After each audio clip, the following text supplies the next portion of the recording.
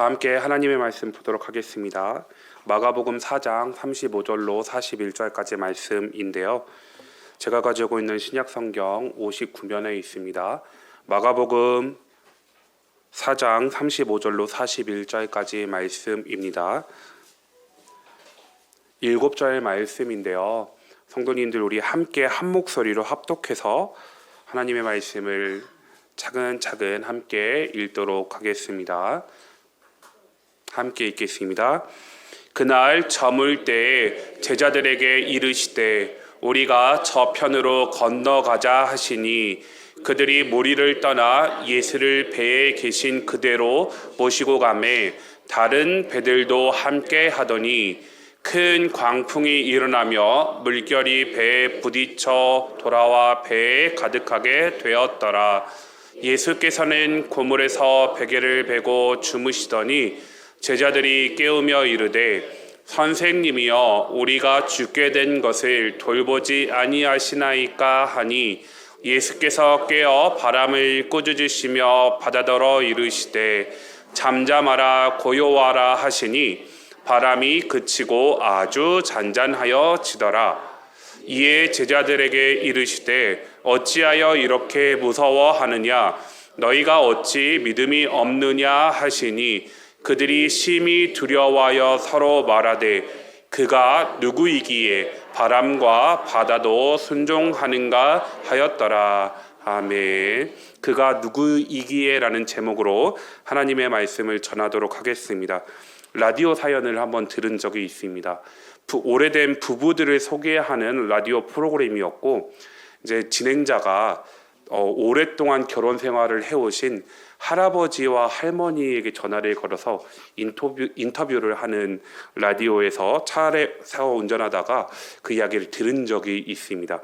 인터뷰를 하는 진행자가 할아버지 할머니에게 듣고 싶었던 대답은 할아버지 할머니께서 젊은 시절 만나셔서 자녀들을 많이 낳고 오랜 시간을 사셨으니까 금슬이 굉장히 좋아 보인다 생각해서 진행자가 기대했던 단어는 천생연분이라는 대답이 나오기를 기대하면서 인터뷰했습니다. 할아버지! 할머니와의 만남을 할아버지 4글자로 표현하면 어떻게 이야기할 수 있죠? 라고 질문했는데 웃으시는 거 보니까 아시는군요. 왼수! 아니요, 4글자요. 4글자. 평생 왼수. 네, 평생토록 함께 살았던 할머니를 어떻게 인지하고 있었냐면 왼수다. 평생 왼수다. 라고 이야기하는 인터뷰를 듣고 혼자 운전하다가 웃었습니다. 그런데 이런 모습이 오늘 본문에서도 사실 그려지고 있습니다. 평생 3년 동안 예수님과 함께 공생해서 예수님의 모든 것들을 옆에서 살펴보고 지켜보고 예수님께 직접 가르침을 받았던 제자들도 할아버지의 이 대답처럼 할머니에 대해서 오해를 하고 있었던 모습이 오늘 본문에 드러나 있습니다. 오늘 본문의 핵심은 이거입니다. 제자들이 가져야 할 바른 믿음은 예수님이 누구이신지를 바르게 아는 것에서부터 시작된다라는 말씀이 오늘 본문의 핵심 주제입니다. 이 부분을 가지고 하나님의 말씀을 선포하도록 하겠습니다. 4장 1절 말씀을 우리 함께 볼까요?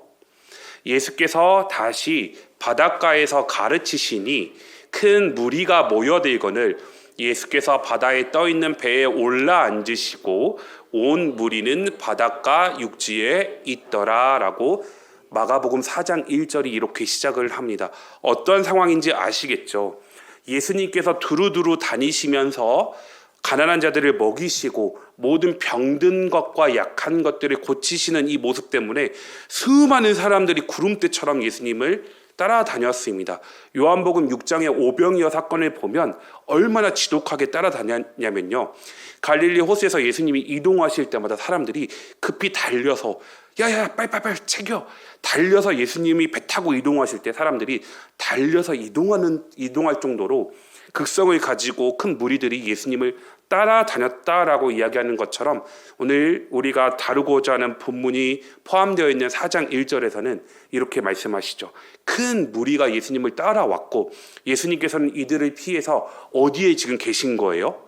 바닷가에서 무리와 거리를 조금 띄어서 배에 타고 말씀을 선포하시는 장면이 오늘 본문의 시작 장면입니다. 그런데 우리가 이 말씀을 보기 전에 한 절을 더 봐야 됩니다. 마가복음 3장 35절의 말씀인데요. 함께 읽어볼까요? 시작.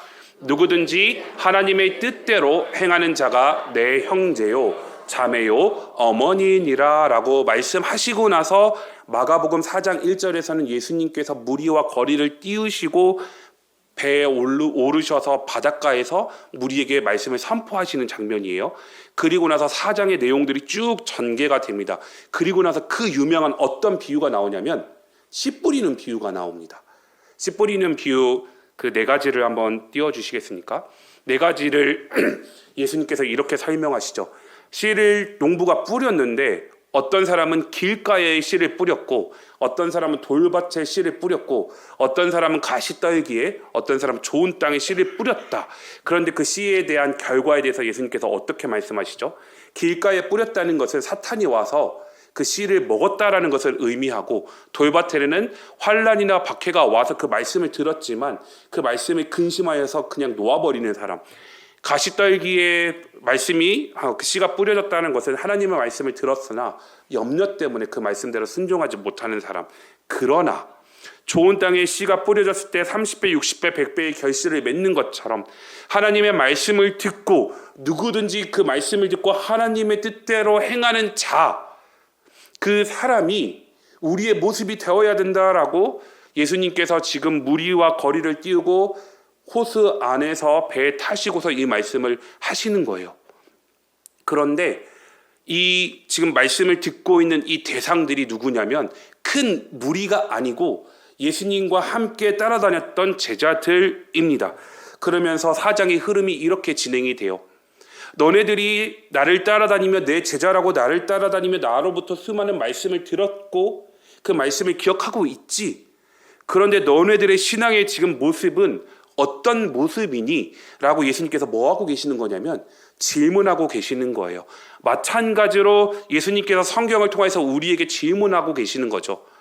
나의 사랑하는 아들아, 나의 사랑하는 딸아, 너희들이 성경을 통해서 목사님을 통해서 하나님의 말씀을 많이 듣지만 너네들의 모습은, 너네들의 신앙의 모습은 어떤 모습이니?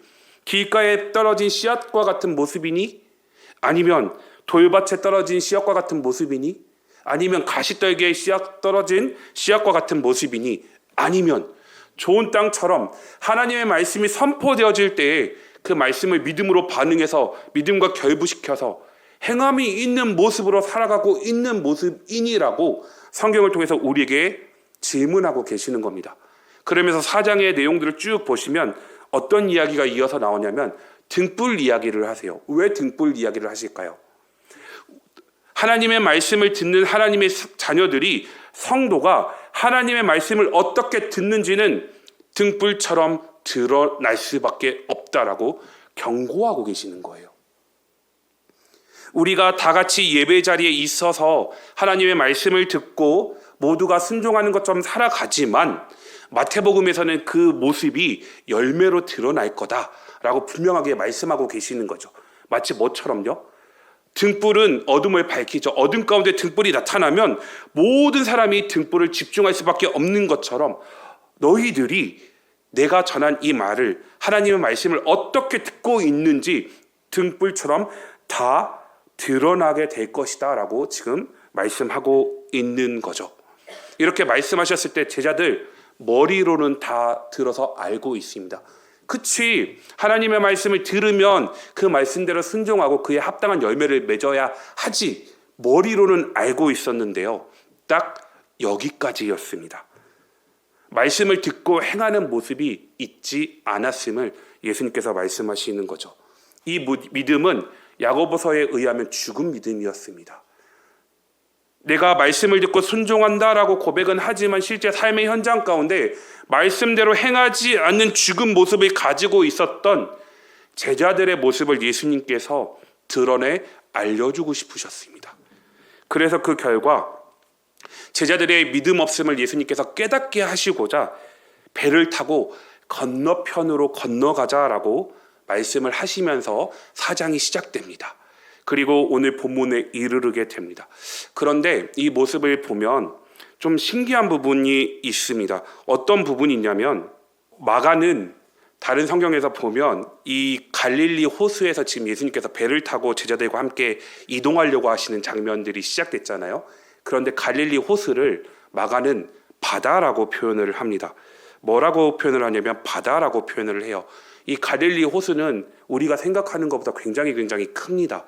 제가 좀 찾아봤는데 갈릴리 호수 북단에서 남단까지 한 20km 정도 됩니다. 그리고 그 폭이 10km 정도예요. 감이 안 오시죠? 한강 폭이 얼마 정도 되는지 아세요? 제가 그래서 좀 찾아봤거든요. 한강 서울 시작부터 초입부터 끝까지 쭉 한강이 흘러갈 때 폭 제일 큰 게 1.5m래요. 1.5m? 1.5km래요. 죄송해요. 1.5km 정도의 폭밖에 안 되는데 갈릴리 호수는 폭이 10km예요. 그리고 한강이 서울 초입부터 끝까지 40km 정도인데 갈릴리 호수가 한강의 절반 정도 되는 거예요. 엄청나게 커요. 그리고 수심도 한 60m 정도 된대요. 이렇게 큰 갈릴리 호수를 마가는 갈릴리 호수라고 이야기를 하지 않고요. 39절 말씀에 보면 갈릴리 이 호수를 뭐라고 표현하냐면 갈릴리 바다라고 표현을 합니다. 이상하지 않아요?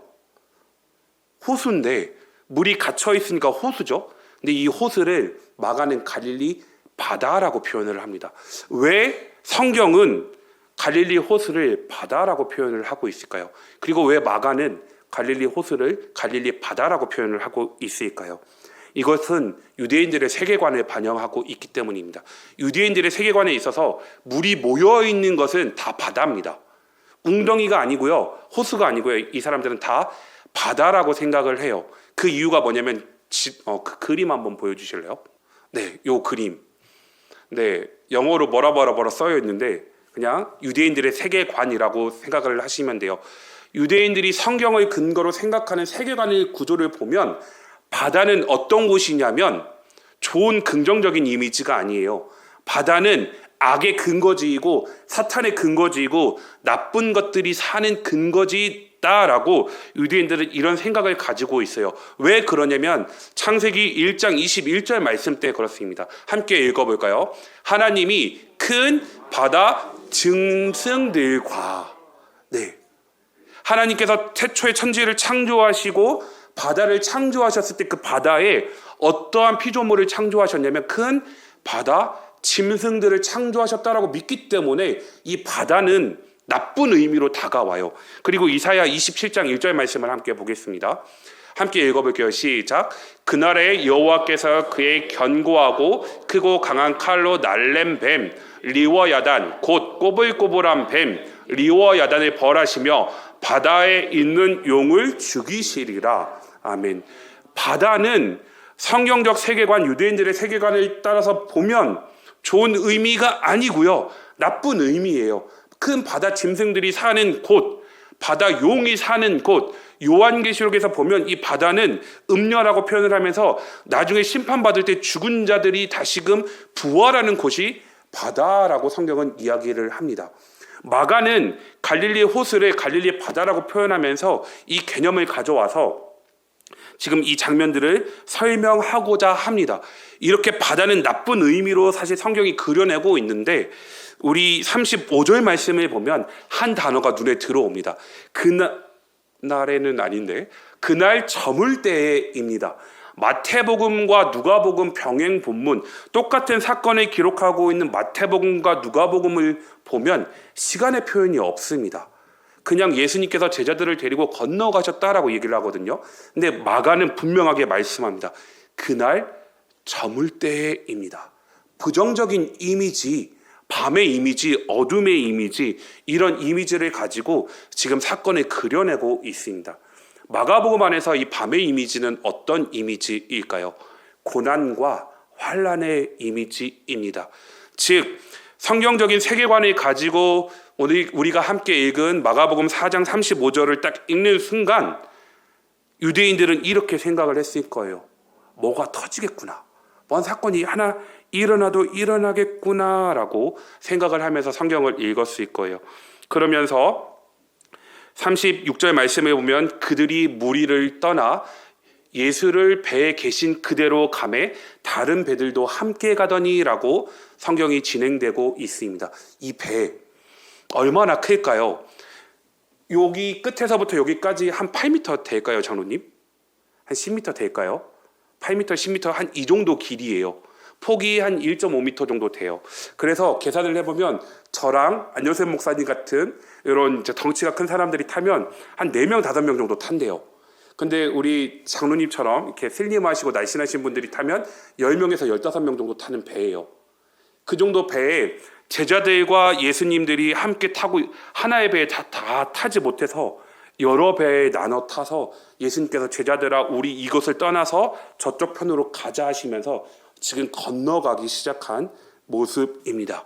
예수님께서 왜 굳이 무리를 떠나서 제자들을 데리고 배에 태워서 반대편으로 가시고자 하냐면 무엇 때문에요? 제자들이 예수님에 대해서 오해하고 있는 모습을 드러내 보여주시고자 제자들을 데리고 배를 태워서 건너편에 가고자 하셨습니다. 그런데 문제가 생겼네요. 37절 말씀을 볼까요? 어떤 문제가 생겼어요? 큰 광풍이 일어나매.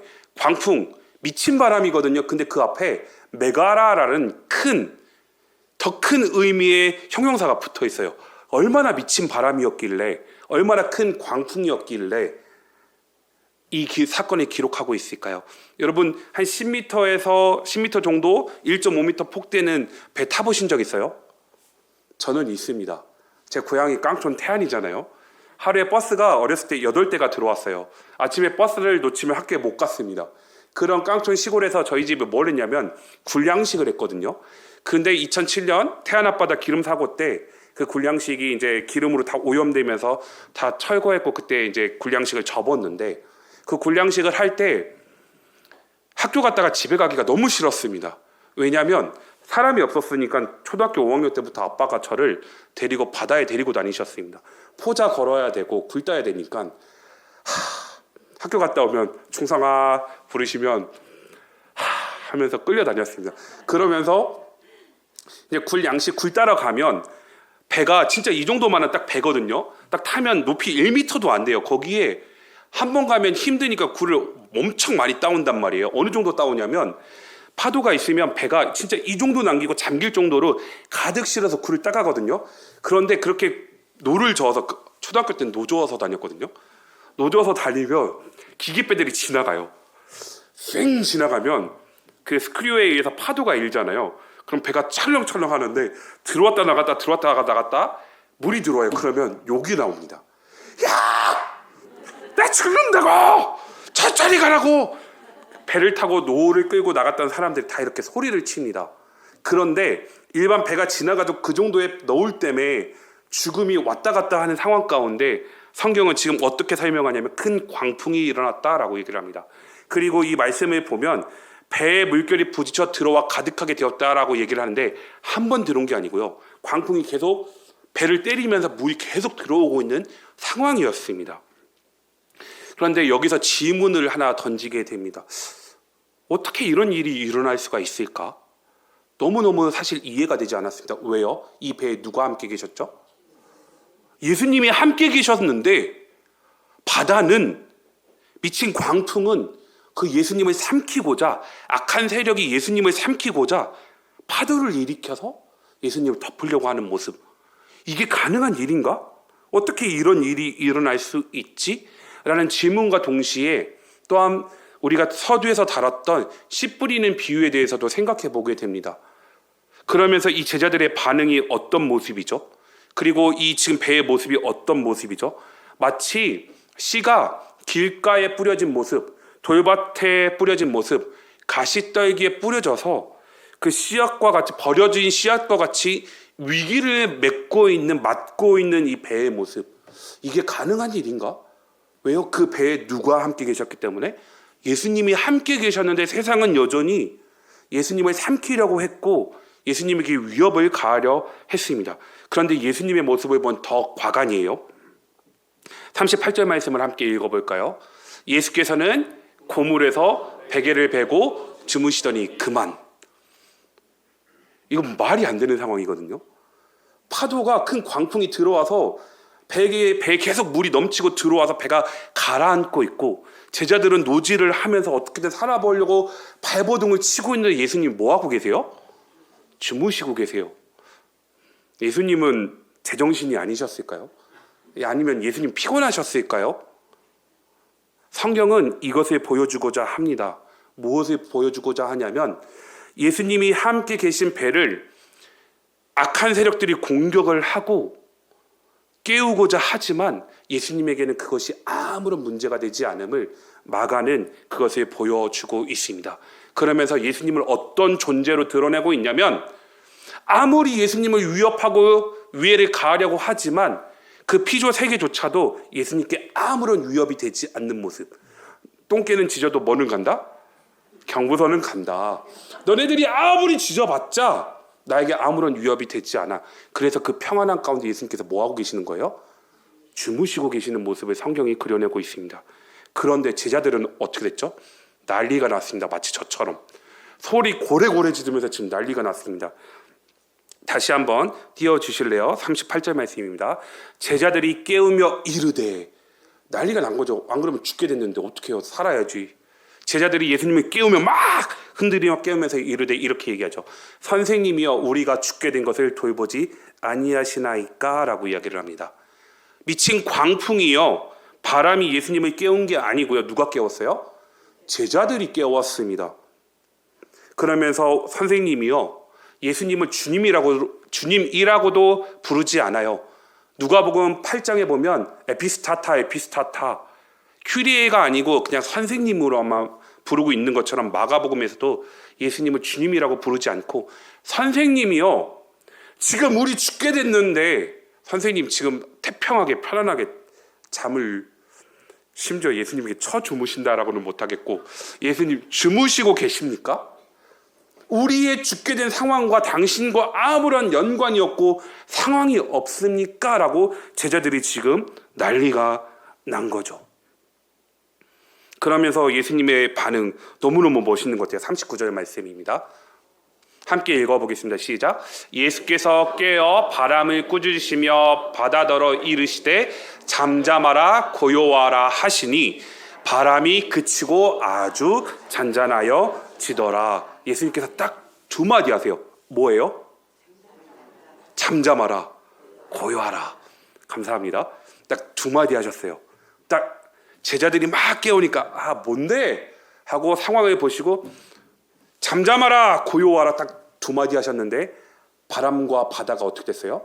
아주 잔잔하여진 게 아니고 아주 잔잔하여지더라 라고 성경이 기록하고 있죠. 그런데요, 이 잠잠하라는 단어가 굉장히 재밌어요. 마가복음 1장 25절 말씀을 띄워주시겠습니까? 예수께서 꾸짖어 이르시되 잠잠하고 그 사람에게서 나오라 하시니.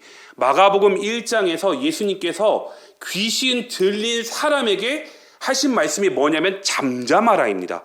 우리말로 참아, 비속어를 쓸 수 없어서 잠잠하라라고 번역을 했거든요. 근데 이 의미가 뭐냐면 입 닥치고입니다. 닥치고, 죄송해요, 입 닥치고 더러운 귀신아 그 사람에게서 입 닥치고 나와라 라고 말씀하신 게 잠잠하라입니다. 왜요? 바다는 악한 세력들이 사는 근거지였어요. 바다 용이 살고 있는 근거지였고, 죽은 사람들이 모여있는 그 근거지 가운데 예수님을 삼키고자 으르렁 대면서 미친 광풍을 일으켜서 예수님과 제자들을 삼키려고 했던 그 모습 가운데, 그 배 위에 있는 세력에게 예수님께서 뭐라고 말씀하시는 거예요? 그 배 위에 악한 세력들아 입 닥치고 잠잠하라, 고요해라 말씀하셨을 때 성경이 뭐라고 얘기하냐면 바람이 그치고 아주 잔잔하여지더라 라고 말씀하고 있습니다. 예수님과 제자들을 죽음 가운데 몰아넣고자 으르렁 거리는 모습으로 미친 광풍을 일으켜서 예수님과 제자들을 쓰러뜨리고 넘어뜨리려고 했던 그 자연을 예수님 단 두 마디로 뭐하고 계세요? 제압하고 계시는 거예요. 바람아, 바다야, 입 닥치고 고요하라. 그 두 마디 말씀을 하셨을 뿐인데, 바람과 바다가 그치고 아주 잔잔하여졌다라고 성경은 말씀합니다. 이 모습은 마치 출애굽기 14장에서 하나님께서 모세를 통하여 홍해를 가르셨던 모습과 비슷합니다. 시편 106편 9절 말씀에 이 모습을 이렇게 얘기해요. 이에 홍해를 뭐 하시니? 꾸짖으시니 입 닥치고 잠잠해라. 말씀하시니 곧 마르니 그들을 인도하여 바다 건너가기를 마치 광야를 마른 땅을 지나감 같게 하사. 예수님을 성경은 누구로 이야기를 하냐면 하나님으로 그려내고 있습니다. 홍해를 가르신 그 하나님께서 친히 인간의 몸을 입고 이 땅 가운데 오셔서 지금 누구와 함께 하고 계심을 성경에 보여주고 있어요. 제자들과 함께 하고 있음을 보여주고 있습니다.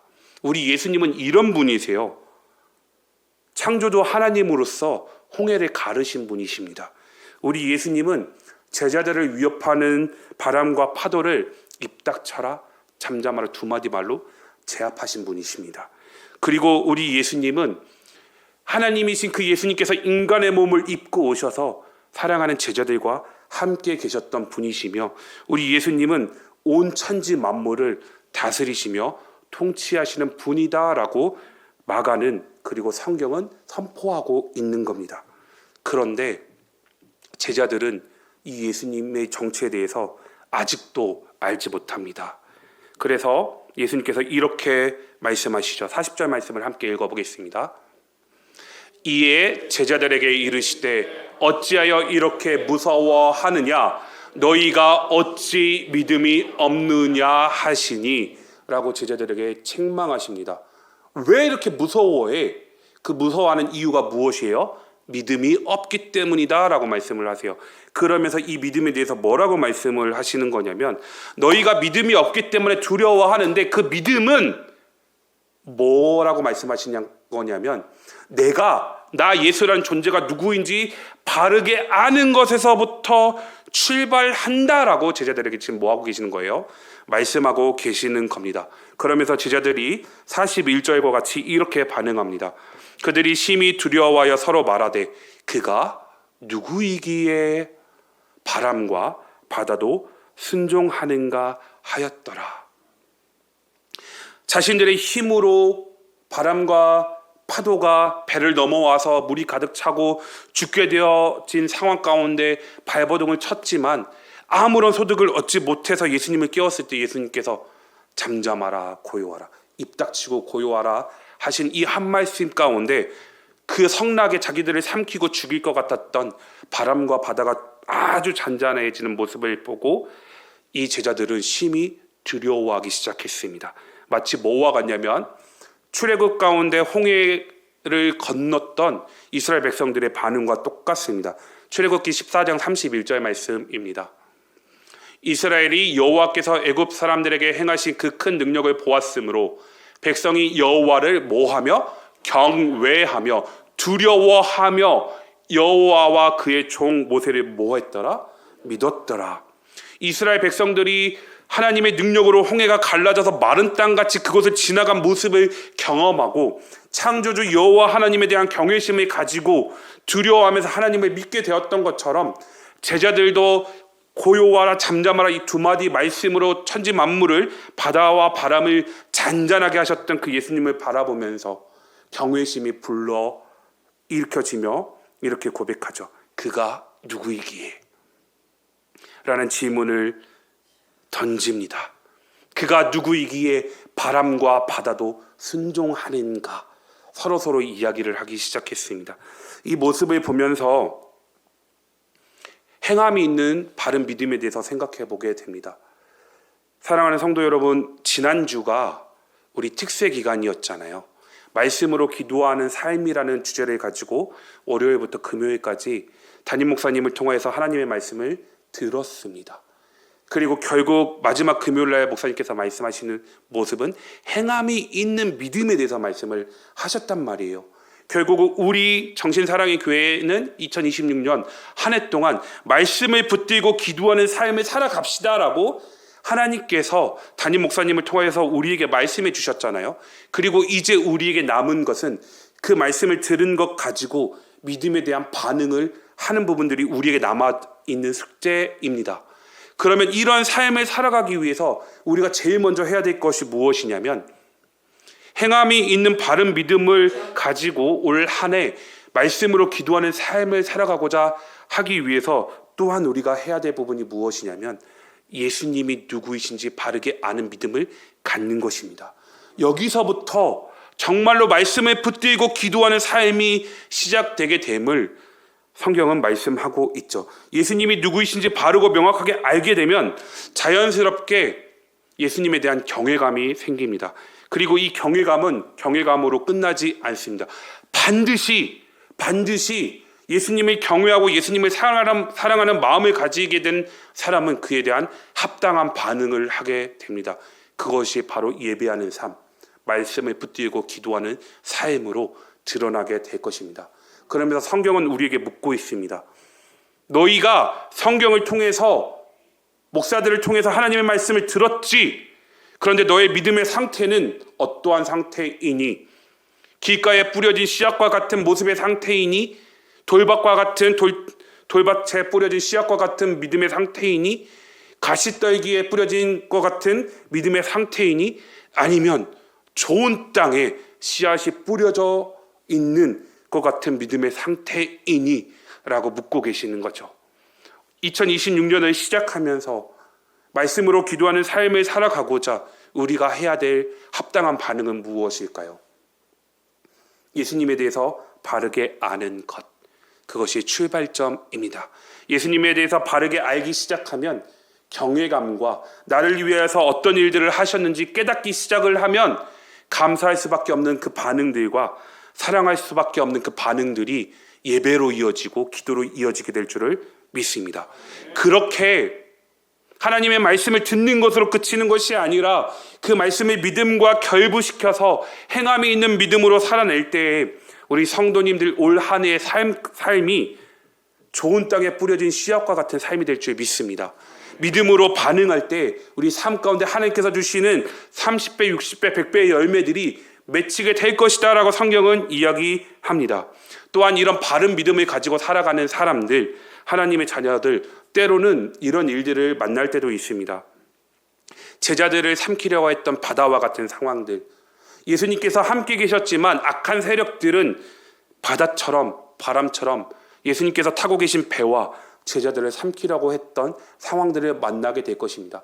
우리가 하나님을 믿고 예수 그리스도를 믿으면서 살아가지만 여전히 우리를 힘들게 하고 괴롭히는 사탄은 우리 뒤에서 예수 믿는 사람들을 쓰러뜨리려고 온갖 수단과 방법을 다해서 성도들을 마구마구 공격할 겁니다. 그래서 두려움 가운데 위축되고 우리의 신앙이 위축되는 상황들이 일어날지도 모르겠습니다. 그런 일이 생기지 않았으면 좋겠지만 혹 그런 삶이 올 한 해 가운데 우리 삶 가운데 온다 하더라도 위축되지 말라라고 성경은 말씀합니다. 왜요? 성도님들이 겪고 있는 그 상황 가운데 단 두 마디, 예수님이 그 두 마디면 모든 상황들이 끝 해결되거든요. 고요하라, 잠잠하라. 예수님께서 우리 삶 가운데 이 두 마디 말씀을 해주시면 우리의 삶 가운데 바다와 같은 우리를 에워싸서 죽이려고 하고 힘들게 하는 그 고난의 삶의 환경들 모두 다 해결될 줄 믿습니다. 두려움 가운데 위축되지 않고 오히려 예수님을 바르게 아는 그 믿음 때문에 혼돈의 한복판 가운데 예수님 때문에 예수님과 함께 통과하게 하실 줄을 믿습니다. 이런 은혜가 2026년 우리 교회 가운데 가득가득 넘쳤으면 좋겠습니다. 우리가 새벽마다 기도합니다. 우리 교회 가운데 원치 않는 질병으로 고통 가운데 있는 성도님들을 위해서, 환우분들을 위해서 함께 기도합니다. 인생의 여정 가운데 풍랑 가운데 계신 분들을 위해서 기도합니다. 그리고 여러 가지 어려운 문제들로 인해서 고통스러워하며 쉬는 것 같은 기도를 내어놓는 성도님들을 위해서 함께 기도합니다. 삶을 살아가면서 마음대로 되지 않는 문제 중에 하나가 자녀의 문제이지 않습니까? 내 자녀도 나처럼 예수님을 믿었으면 좋겠고 하나님에 대한 신앙을, 하나님에 대한 사랑을 고백하면서 하나님 앞에서 살아갔으면 좋겠는데 때로는 이 자녀의 문제가 제자들이 겪었던 풍랑과 같은 문제로 다가오시지 않습니까? 또한 사업을 하시면서 일터에서 마치 호랑이 등을 타고 다니면서 언제 떨어질까 모르는 노심초사하면서 매일매일을 살아내느라 수고하시는 이 모습들, 예수님과 함께 배에 타고 있었지만 세상은, 악한 세력은 여전히 하나님의 자녀를 삼켜서 움켜쥐려고 하는 이런 어려운 상황들 가운데 이렇게 선포하시길 예수님의 이름으로 축원합니다. 예수의 이름으로 명하노니 고요하라 잠잠하라. 그 말씀의 능력이 우리를 힘들게 하는 그 모든 상황 가운데서 잠잠하게 하고 고요하게 하게 하실 줄 믿습니다. 여러 가지 문제 가운데 우리도 예수님의 제자라면, 그 예수님의 능력을 힘입은 자라면 선포하는 삶이 되었으면 좋겠습니다. 고요하라 잠잠하라. 그리고 이 말씀을 기억하면서 이 두 가지를 선포하시면서 하나님께서 베푸시는 그 은혜를 마음껏 누리실 수 있는 2026년 한 해가 되시길 예수님의 이름으로 축복합니다. 우리 함께 잠깐 기도할까요? 제자들은 갈릴리 바다에서 큰 광풍이 일어서 자기들의 삶을, 목숨을 위협할 때에 자기들 스스로 해결하려고 몸부림을 쳤습니다. 마치 우리의 모습과 비슷하지 않습니까? 하나님을 찾기보다 하나님 앞에 모든 것을 내어드리고 엎드리며 하나님밖에 없습니다, 주님 아니면 해결할 방법이 없습니다 라고 믿음의 고백을 해야 된다는 것을 알지만 실질적으로는 내가 어떻게 해결하지, 이 문제를 어떻게 돌파하지라는 수많은 고민과 번뇌 가운데, 주어진 어려움 가운데 주어진 삶을 살아내고 있는 모습이 마치 제자와 다를 바가 없는 모습이 혹시 나의 모습은 아닙니까? 하나님, 오늘 말씀을 통하여서 우리 예수님은 천지 만물을 창조하신 분이시고 말씀으로 온 우주 만물을 다스리시는 분이심을 내가 믿습니다. 하나님, 그 믿음을 가지고 나를 둘러싸고 있는, 나를 넘어뜨리려 하는, 나를 쓰러뜨리려 하는 삶의 문제 가운데 예수님처럼 고요하라 잠잠하라 외치며 주님의 능력 안에 거할 수 있는 삶이 되고 싶습니다. 하나님, 이런 은혜를 우리의 삶 가운데 허락해 주시옵소서라고 통성으로 기도하고 제가 기도하고 축도로 예배를 마치도록 하겠습니다. 함께 기도하겠습니다. 사랑의 하나님,